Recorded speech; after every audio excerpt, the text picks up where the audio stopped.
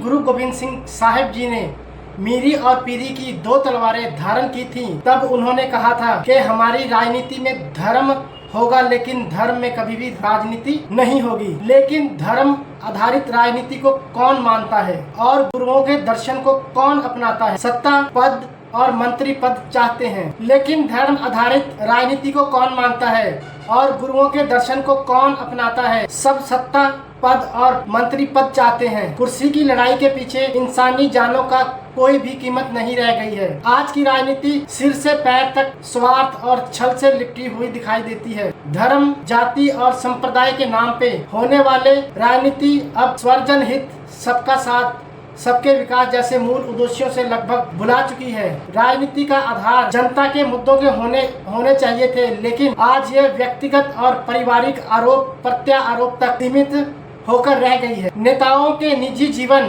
तक चर्चा पहुंच गई है। इससे केवल नेताओं को दोष नहीं, बल्कि हमारी बौद्धिक कमजोरी भी जिम्मेदारी है। हम गंभीर मुद्दों की बजाय चुटकुले, आरोपों और एक दूसरे को अपमानित करने वाली बातों का आनंद लेने लगे हैं।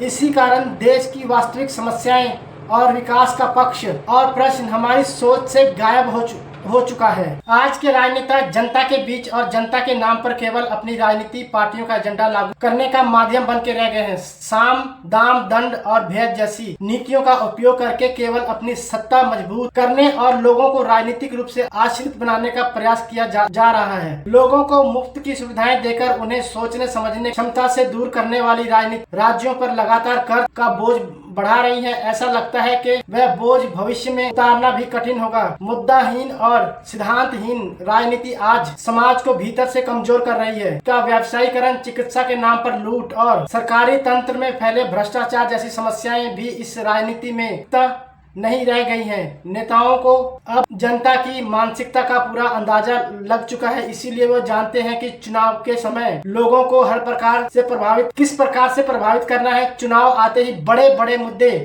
भावनात्मक भाषण और दिखावटी अपनापन दिखाई देता है। इसी कारण आज राजनीति अपने मूल उद्देश्यों से भटककर कीचड़ में फंसती जा रही है। आज से सुशासन की नीति लगभग गायब हो चुकी है। आज की राजनीति से सुशासन की नीति लगभग गायब हो चुकी है।